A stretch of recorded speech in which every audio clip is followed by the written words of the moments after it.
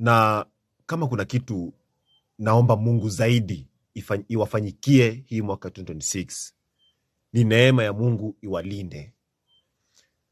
Unajua sisi kama binadamu tunajihusisha na vitu nyingi sana.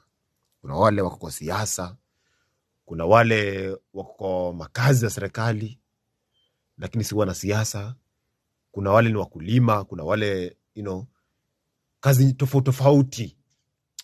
Lakini haijalishi ni wapi huko, still unahitaji Mungu kwa maisha yako.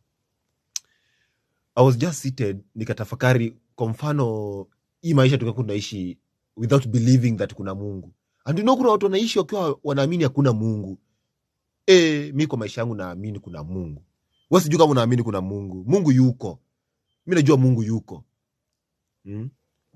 Hata kama tunasema tunazaliwa, lakini before tuzaliwe Mungu ndiye ametuumba.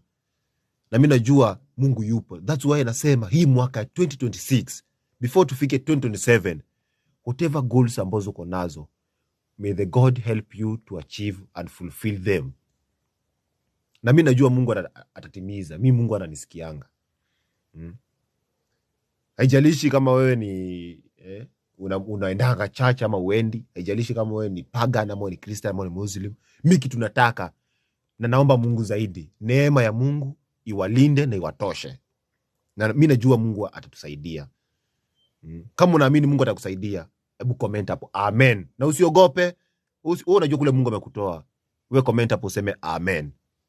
Mimi wacha nianze na mimi amen. Naamini Mungu atanitosha hii mwaka 2026. Yeah.